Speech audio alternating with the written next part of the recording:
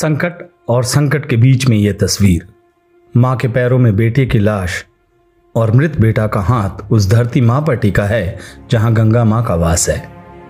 मां की इस तकलीफ को तो शायद महादेव भी न देख सकते।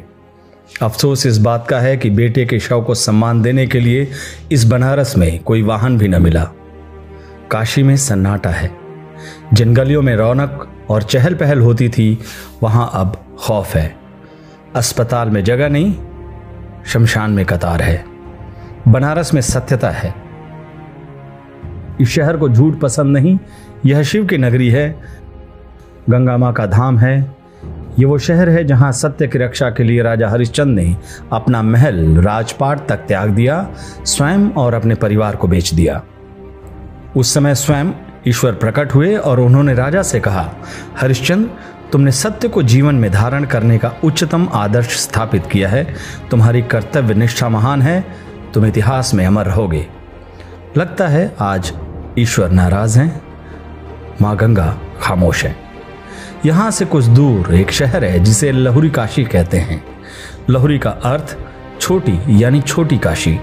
वहां के राही मासूम रजा साहब अपने उपन्यास आधा गांव में लिखते हैं कि गंगा इस नगर के सिर पर और गालों पर हाथ फेरती रहती है, जैसे कोई मां अपने बीमार बच्चे को प्यार कर रही हो।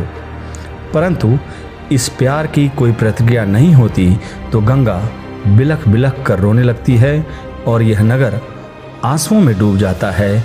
लोग कहते हैं कि बाढ़ आ गई। तो क्या इसका अर्थ यह है कि यहाँ के हुक्मरानों ने मां गंगा के प्यार पर कोई प्रतिक्रिया नहीं दी? ये मैं आप पर छोड़ता हूं, आप जो सोचिए।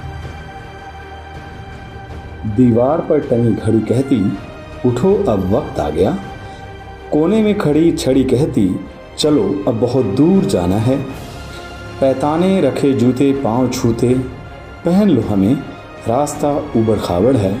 सन्नाटा कहता, घबराओ मत, मैं तुम्हारे साथ हूँ। यादें कहती, भूल जाओ हमें अब, हमारा कोई ठिकाना नहीं। सिराहने खड़ा अंधेरे का लबादा कहता, ओढ़ लो मुझे बाहर, बर्फ पड़ रही है और हमें मुंह अंधेरे ही निकल जाना है। एक बीमार बिस्तर से उठे बिना ही घर से बाहर चला जाता। बाकी बची दुनिया उसके बाद का आयोजन है। जंग अब हवा के लिए हो रही है। वो हवा जो पहले खूब थी अब उसकी कालाबाजारी है।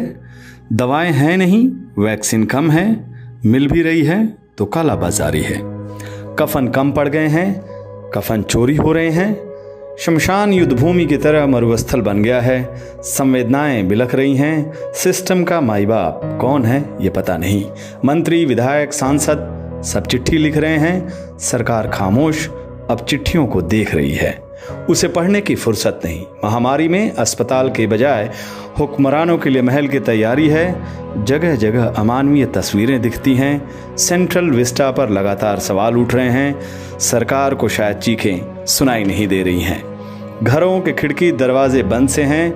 एम्बुलेंस, रिक्शा, साइकिल, तिपहिया वाहनों पर शव जा रहे हैं। संक्रमित होते अपने पराये हो रहे हैं। शमशान का विस्तार हो रहा है तो विस्टा का भी महाविस्तार। लाचार, बेचारा, असहाय, दुखी ये शब्द अब चेहरों पर आ गए हैं। आत्मनिर्भर अब आत्मा और आत्मा अब परमात्मा की राह पर है। शवों की अंतहीन यात्रा जारी है तो प्रधानमंत्री के नए आवास सहित अन्य भवनों की आवश्यकता भी जारी है। पूरे विश्व में अब अस्पताल और उनके नवीनीकरण के निर्माण हैं तो भारत में नए भवनों का। निर्मल गंगा, पवित्र गंगा अब अपने बेटों की लाशें ढो रही है। मां किसी को आवाज नहीं देती बल्कि दूर से ही अपने बच्चों की आवाज सुन लेती है। जो कहते हैं कि मां गंगा ने बुलाया है वो ये समझ लें कि मां के पास उसका बेटा जाता है आशीर्वाद लेने, चरण छूने, उसकी सेवा करने। खैर, मां गंगा अपने बच्चों को अपनी गोद में लिए बैठे हैं और उसे दुख है कि इस विपदा में कुछ स्वार्थी खामोश बैठे हैं। अंत में कुंवर नारायण जी की वो लाइनें, कोई दुख मनुष्य के साहस से बड़ा नहीं, वही हारा जो लड़ा नहीं।